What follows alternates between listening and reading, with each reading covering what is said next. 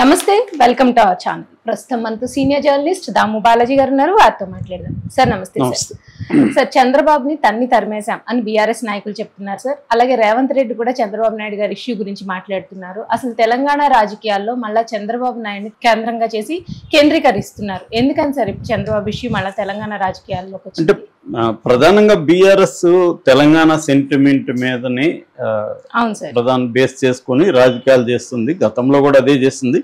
Actual గా 2018లోనే BRS కి వ్యతిరేకత బాగా పెరిగింది. అప్పుడు ఒక రకంగా చంద్రబాబు వాళ్ళని కాపాడాడు.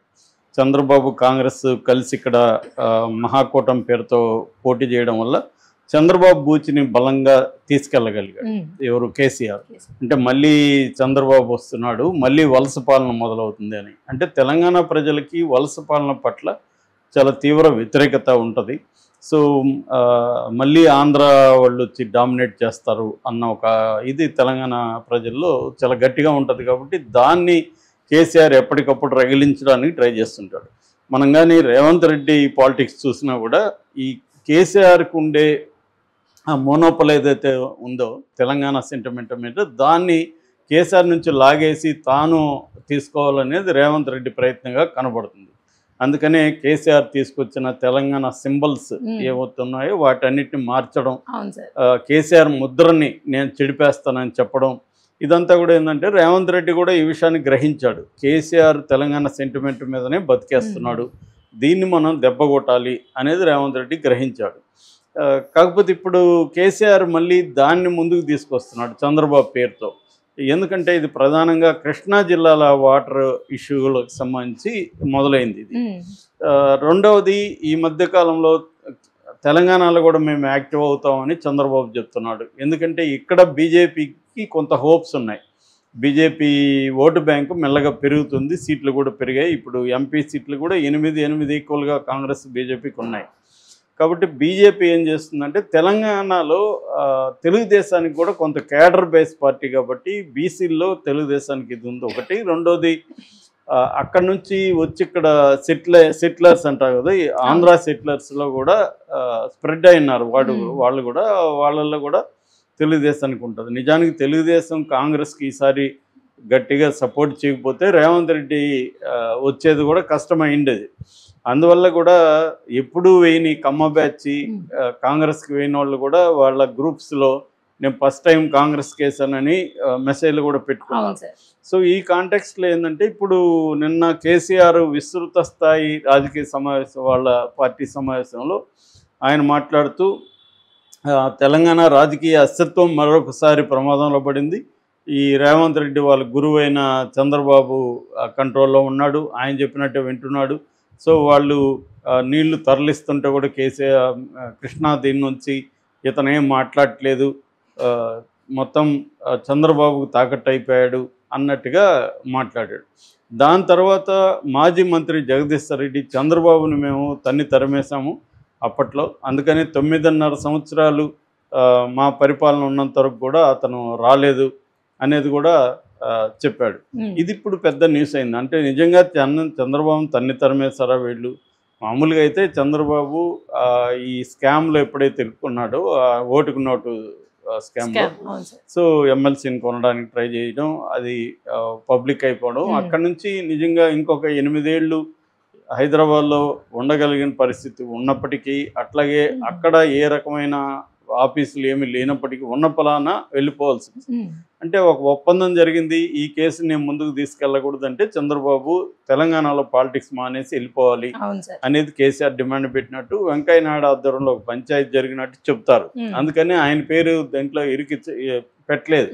ఇప్పటికి కూడా రేవంత్ రెడ్డి పేరే ఉంది. ఆ కేసును కూడా వీళ్ళు గట్టిగా ముందుకు ఓన్లీ రేవంత్ రెడ్డిని మాత్రం కొద్ది రోజులు జైల్లో పెట్టారు తప్ప ముందుకు తీసుకెళ్ళలేదు.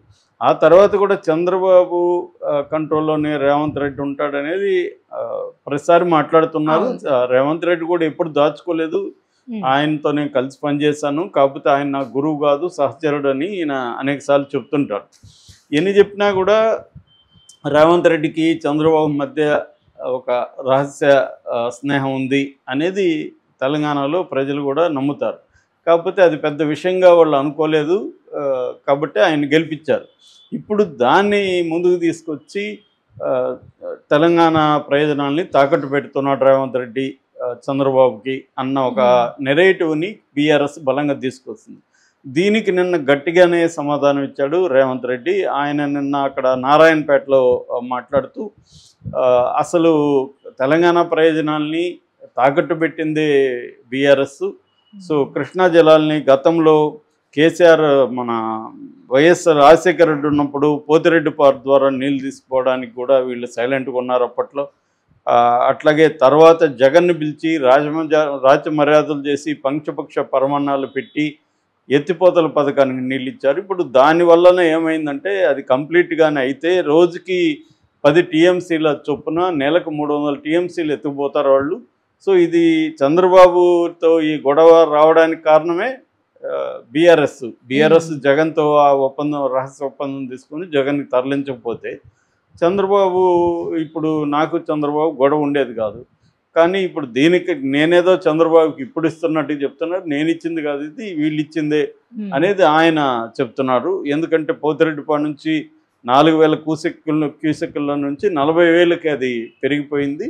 సో మన వాటర్ వాళ్ళు తీసుకెళ్తా ఉంటే వీళ్ళు దాన్ని అడ్డుకోలేదు, గతంలో అడ్డుకోలేదు, తర్వాత వీళ్ళే పిలిచి జగన్ని ఇచ్చేశారు అనేది చెప్తున్నాడు ఇక్కడ. దీనివల్ల ఏమైందంటే అక్కడ జగన్ బ్యాచ్కి ఆనందం ఇది. ఎందుకంటే జగన్ గట్టిగా పోరాడి తీసుకొచ్చాడు చూడు రేవంత్ రెడ్డి చెప్తున్నాడని వైసీపీ వాళ్ళు దీన్ని ప్రచారం, రేవంత్ రెడ్డి వీడియోలను వైసీపీ వాళ్ళే ప్రచారం చేసుకుంటున్నారు. అంటే చంద్రబాబు చేయలేదు గతంలో, వైఎస్ఆర్ చేశాడు, దాని తర్వాత జగనే చేశాడు.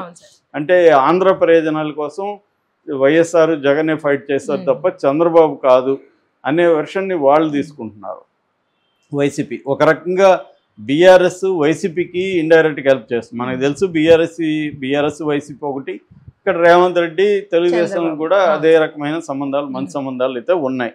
ఎందుకంటే నెక్స్ట్ రాబోయే ఇక్కడ జిహెచ్ఎంసీ ఎన్నికల్లో కూడా తెలుగుదేశం మద్దతు రేవంత్ రెడ్డికి అవసరం. ఎందుకంటే హైదరాబాద్ చుట్టుపక్కల బీఆర్ఎస్ స్ట్రాంగ్ ఉందనేది కూడా మొన్న ఎన్నికల్లో మనకు ప్రూవ్ అయింది. సో ఆ విషయంలో కూడా ఇది ఉంది. సో ఇప్పుడు ఏంటంటే ఇక్కడ పాలిటిక్స్ యొక్క వేడి అనేది త్వరలో స్థానిక ఎన్నికల్లో రాబోతున్నాయి కాబట్టి కేసీఆర్ కూడా రంగంలోకి దిగే అవకాశం కనిపిస్తూ ఉంది. అందువల్ల కేసీఆర్కు ఉన్న టార్గెట్ ఏమంటే ఇటు కాంగ్రెస్ని ఇటు బీజేపీని రెండింటినీ ఒక దెబ్బ కొట్టాలి కాబట్టి చంద్రబాబుని తీసుకొచ్చాడు. చంద్రబాబు ఇప్పుడు ఇద్దరికీ కావాలి, ఇటు ఎన్డీఏలో భాగం కాబట్టి బీజేపీ తెలుగుదేశం కలిసే అవకాశం ఉంది ఇక్కడ. అట్లాగే రేవంత్ రెడ్డికి వెనక్కి చంద్రబాబు ఉన్నాడన్న ఒక నెరేటివ్ని తీసుకొని ఇద్దరికి సంబంధించి చంద్రబాబు ఒక దెబ్బకి, ఎందుకంటే కేసీఆర్కి ఏంటంటే ఇటు రేవంత్ రెడ్డిని దెబ్బ కొట్టాలి, ఇటు బీజేపీని దెబ్బ కొట్టాలి. ఎందుకంటే ట్రయాంగిల్ బ్యాటిల్లోనే కేసీఆర్ లూజ్ అయ్యాడు. సో వాళ్ళిద్దరిని ఎదుర్కోవాలంటే చంద్రబాబునే మళ్ళీ ఉపయోగించుకోవాలా, చంద్రబాబు తప్ప దిక్కు లేదు అన్న పరిస్థితిలోకి వెళ్ళిపోయారు. గతంలో కూడా ఇదే జరిగింది. అందుకనే ఇప్పుడు చంద్రబాబుని ఇక్కడికి తీసుకురావాలంటే కూడా రేవంత్ రెడ్డి కొంత భయం ఉంది. ఎందుకంటే మళ్ళీ అది ఉపయోగించుకుంటాడు అని. ఆల్రెడీ కాంగ్రెస్కి వ్యతిరేకత అయితే ప్రజలు ఎక్కడ చూసినా కాంగ్రెస్కి వ్యతిరేకత పెరిగింది. దీనికి ప్రధాన కారణం ఏంటంటే అలివిగాని హామీలు ఇచ్చేసి నెరవేర్చలే. అది అక్కడ కూడా అదే పరిస్థితి. చంద్రబాబు ప్రభుత్వానికి కూడా అలివిగాని హామీలు ఇచ్చేసి జగన్ 77,000 కోట్లు సంవత్సరానికి ఇస్తుంటే చంద్రబాబు 1,30,000 కోట్ల హామీలు, పథకాలు సంబంధించి హామీలు ఇచ్చేశారు. అంత డబ్బులు ఉండే పరిస్థితి లేదు అక్కడ. సో అందువల్ల వ్యతిరేకత ఉంది. ఈ వ్యతిరేకతని తగ్గించుకోవడానికి రేవంత్ రెడ్డి ట్రై చేయడం, వ్యతిరేకతను పెంచడానికి కేసీఆర్ చేయడం. కేసీఆర్ ప్రధానంగా సెంటిమెంట్ని నమ్ముకుంటారు.